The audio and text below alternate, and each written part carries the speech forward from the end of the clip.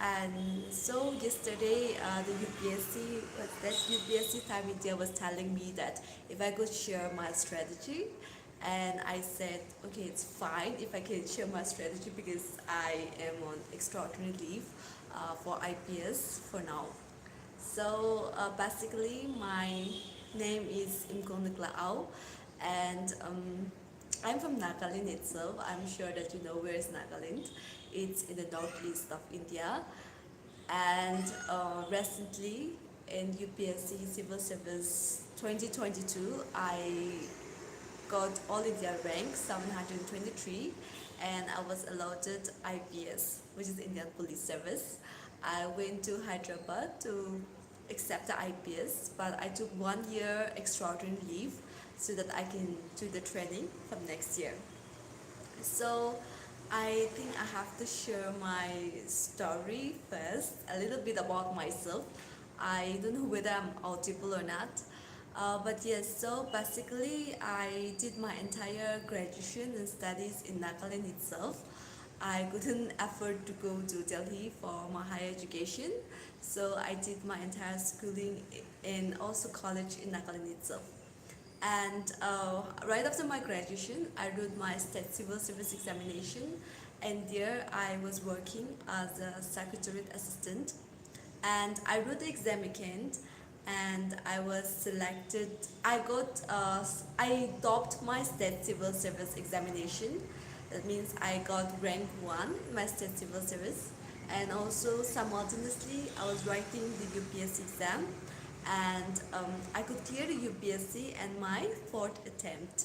So it's been a long journey, and also I didn't had uh, time to just focus on the studies itself because I was working right after my graduation, and also I was preparing for two exams simultaneously, one for the state civil service and the other was for the UPSC. So it was a difficult journey because I had to go to the office, I had to come back, and I had to prepare for two exams simultaneously. So I had like back to back six exams like in a year, like prelims, mains, interview, prelims, mains, interview. So I'll like to share my strategy. In my other mains, this was my third mains, and in the earlier mains, I couldn't qualify mains examination. So this attempt, I tried to change my strategy, and if it could help somebody else, then I think that will be. I think that's the main reason why I'm conducting this, right? So prelims. For the prelims, you just have to. I just refer the standard books which all the toppers says. For example, everyone reads Lakshmikant for Indian polity, Spectrum for Indian history. We read Shankar IAS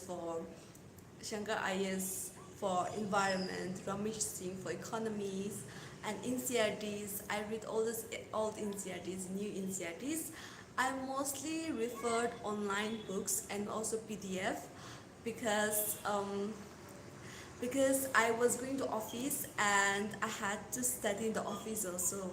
So this is the reason why I studied in iPad, and all the books that I had you can download it for free. I downloaded all the books for free from UPSC free material and UPSC PDF and also from Telegram. So it was kind of, I mostly refer to the PDF. So for UPSC, it doesn't mean that you have to be from a rich family, or it doesn't mean that you have to study from IITs or IIMs or Delhi University to clear this examination. This examination, even if you are staying in the remotest part of the country, but if you have a determination, then you can surely clear it. All the books are for free, and so just like I have told you, I downloaded it for free and I read it for free. So for the prelims, I just referred only the um, standard books. In my first, actually in my first attempt, I couldn't clear prelims, and the mistakes that I committed was that I referred a lot of books and I didn't have much revision.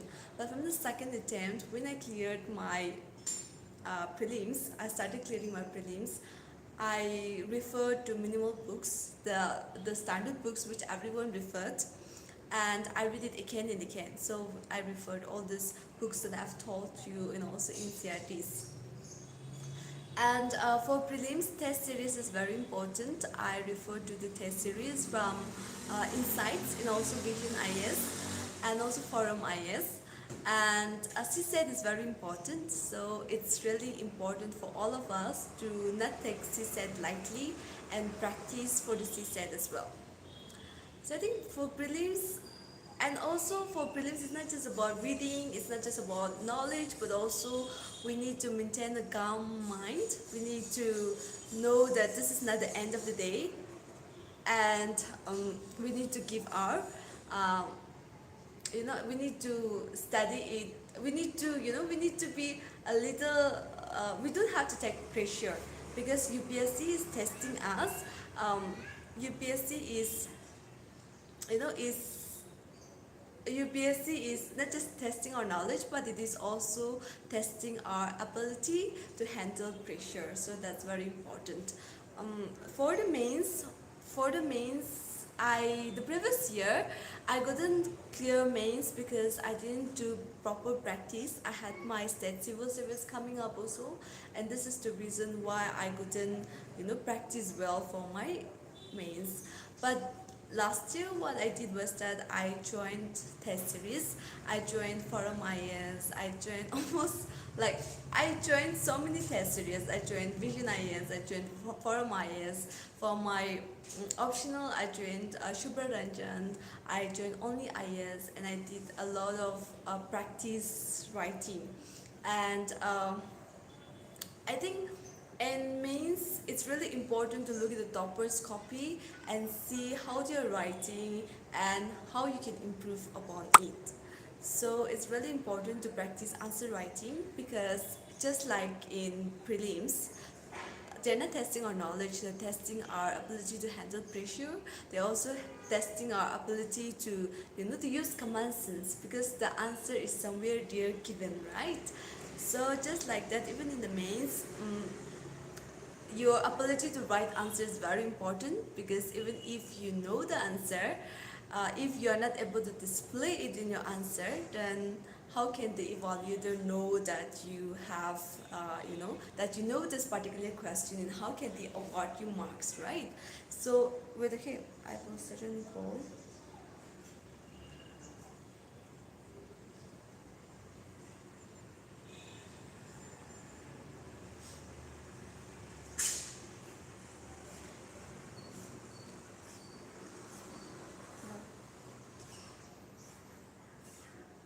So it's really important to know about the answer,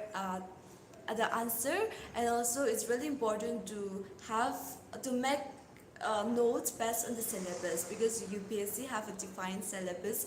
If you go through the GS paper or if you go through the optional paper, you'll know that UPSC have a syllabus. So mostly it's really important to go through the previous year question paper. If there are two guides that are really important for you to clear the UPSC, then one is the previous year question paper and the other is the syllabus. So this should be your guide. So you need to practice answer writing. You also need to have some data and facts ready, and you just have to understand what is the demand of the question, and you have to write what is the demand of the question. Like if they ask anything on, for example, on real risk, then you don't have to just write on real risk everything that you know, but you have to write on what are if they're asking questions like what are the measures that can be taken to improve the railways of India, then you have to write only on the measures rather than writing on what are the challenges that the Indian railways are facing. So it's really important for you to understand the demand of the question, and also it's really important for you to write, to substantiate your answers with examples. Examples are really important. You need to, substantiate and also justify your answer by giving what do you call this? By giving facts, and different kind of commentary recommendation is also needed, right?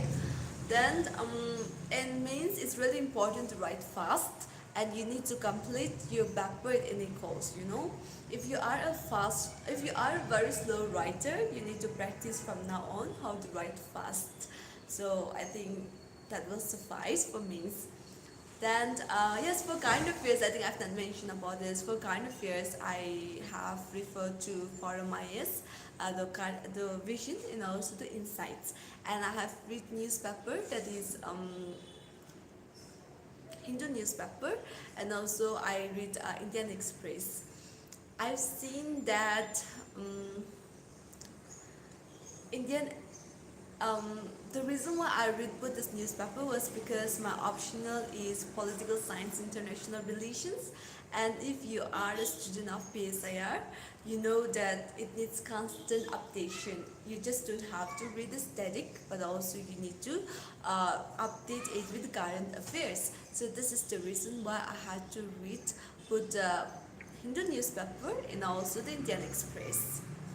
Then the third stage is the interview stage, and an interview I got Smita Nagaraj ma'am's board, and I secured 193. So since the UPSC mains result is out, and many of the students will be preparing for UPSC interviews, so let me share my interview experience. So I got Smita Nagaraj ma'am's board, and I think 193 will also be one of the highest from her board actually. So I'm really thankful to God for it. So in interview, one thing that you need to know is that you need to have a very calm mind. You don't have to think that this is the end of your life, so you don't have to put pressure. You have to know that this is just a conversation that you would want to have with the aspirant, right? So mostly if you're preparing for UPSC interview, it's important for you to prepare from depth. Your detailed application form is really important. It's really important for you to write about your kind of the things that you like, your hobbies, and also your work experience is very important, because from when I went for IPS training, and with every one of us we had to introduce ourselves, then I realized that many of us, like around 80% of us, were working somewhere, whether it may be in the private sector or in the government sector or in the state civil service or anywhere else. So the difference between people who are selected candidate and those who are not selected in the interview marks plays a very important role, because the person who went before me, not before me, but I knew a friend who had interview on the same day, and she got me the Nagaraj ma'am's board, and he said that his interview was really good. He was quite satisfied, okay. And but then when the final result came, he couldn't qualify the final exam, because he got only 130 something, and on the other hand I got 193 marks. So interview marks play a very important role whether you'll be selected in the final list or not. And it's also all our dream that if we go until the interview, then we want to be selected in the interview. So the work experience plays a very important role. So you need to write your work experience. You also need to write about the different hobbies that you have. My hobbies included reading autobiography, because I really love reading autobiography. I also mentioned that I love public speaking, and I love event management and going for long drive. So they asked on my optional. My optional was political science, international relations. They also asked from my state, that is from Nagaland. They also asked from Northeast. They also asked on the current affairs, like the current issues. They asked me like, what are the 2 news items that you have read in today's newspaper. And they also asked me, like, since I told them that I love public speaking, so they give me a topic, and he told me to speak on that particular topic for 2 minutes, just like an example speech. So I did that. I was quite satisfied with that. Then yes, they also asked me like who wrote the book Wings of Fire. I said that it was Dr. APJ Abdul Kalam who wrote the book Wings of Fire. And also they asked me that what are the two, what are the lines, which are the best lines that you see from it, and which are the best lines that you like from that particular book. Then I mentioned that it's I like, because in the end, like towards the end of the page, in the end, he says that the name Abdul Kalam may end with him, but the works that he did will inspire a lot of people. And also I told him that, and I want to live a life like Dr. Abdul Kalam, that when I die people should remember me. So I think it's important that when they ask you a certain question, you should try to show a little bit of your personality there, because they're not just testing your knowledge, they're testing your um, they're testing your, what do you call this, your ability to present yourself. And you also need to find ways so that you can show your character, your personality, right? And there are some questions that you may ask on factual questions, and if you don't know the factual questions, then it's better you say that you don't know, because many of us, even though we are UPSC aspirants, and even if people think that we know everything under the sun, we are human beings, so we do not know everything under the sun, right? So it's really important for us to speak the truth rather than try to make it up, and rather than telling a lie. So please keep that that's important. It's also important for us to be ourselves, because I normally smiles a lot, and I was just myself in my interview. During my interview, like I was very comfortable, and it was just like a conversation that I had. So if you look at the interview in YouTube and you see Trishti IS and all this asking very difficult question, most of the board members, they don't ask very difficult questions. They will ask mostly questions that you already know, and they will try to make you comfortable. So it's really important for you to understand that you have to be comfortable, and even if you are not able to answer some question, tell them that no sir, no ma'am, I can't recall now. And it's really important for you to be at ease, and you don't have to show that you are like somebody that you are actually not. So that's interview. So prelims, mains, and interview. I have written this examination for, like, this was my fourth attempt, so for quite a number of times.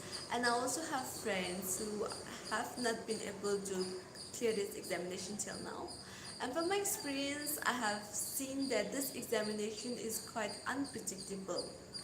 And if you look at the question that they ask, prelims, mains, in interview, it's like it's doable, but there is an element of luck present in it.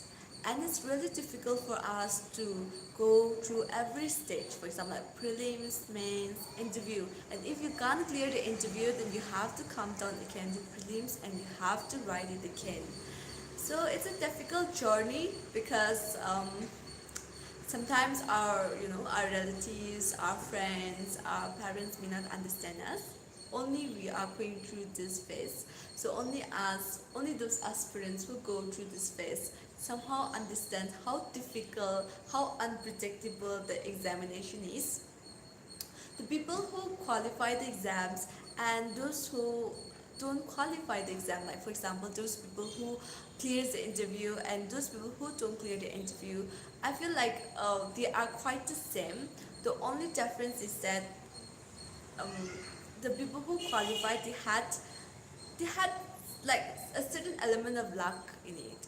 So the reality is that this examination is a little unpredictable, and also we have to wait for our own timing.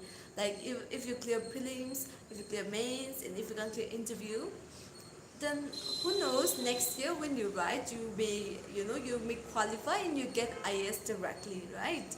So we have to wait for on timing for this examination. It also teaches us to maintain patience in our life. Patience is really important. It is also very important to have consistency. I believe that motivation and consistency is equally important, but also consistency is like more important than motivation, because motivation is like you listen to my talks or you listen to somebody else talks who have qualified exam, so you're motivated, but the next day you're not motivated, right? So consistency is very important, and if you work hard, if you really are consistent enough, then surely you will achieve success. And also it's really important for us to believe in ourselves, to believe in God, because I believe in God. And it's really important that no matter how many times we fail, we need to get up. And if we are not able to clear in prelims, or if we are not able to clear in mains or interview, then instead of crying, like if you want to cry, then cry, but after some time, we really have to see where did we lag, or why did we fail this exam, and we really have to re-strategize it, and we need to give this exam again. So it's like that. So this examination teaches us so many things. It teaches us to look at life from a different perspective. Now when I see people, I appreciate little things in life, because you have been alone for quite a long time and you understand life. You become like a philosopher somehow. So you started appreciating little things in life. You have more empathy towards life, towards people. Because at the end of the day, I have seen that every human being have our own share of struggles. We go through struggles every day, and every one of us have some problems to deal with. So it helps us become a more stronger person, because if we can overcome this, I feel like it really teaches us to overcome anything that happens in life, because it teaches us to be alone. It teaches us to wake up and to rise up even if we fail so many times. It teaches us to believe in ourselves even if nobody believes in us, right? So this examination teaches us to become a more better and a more empathetic and a more kinder and a more better person. So it's important that you enjoy the journey, that you really, yeah, instead of just focusing on the destination, it's also important for us to enjoy the journey, because it helps us to gain a lot of knowledge and also to see life from a different perspective. And just like I said, it really makes us become a better human being. So yeah, thank you. I think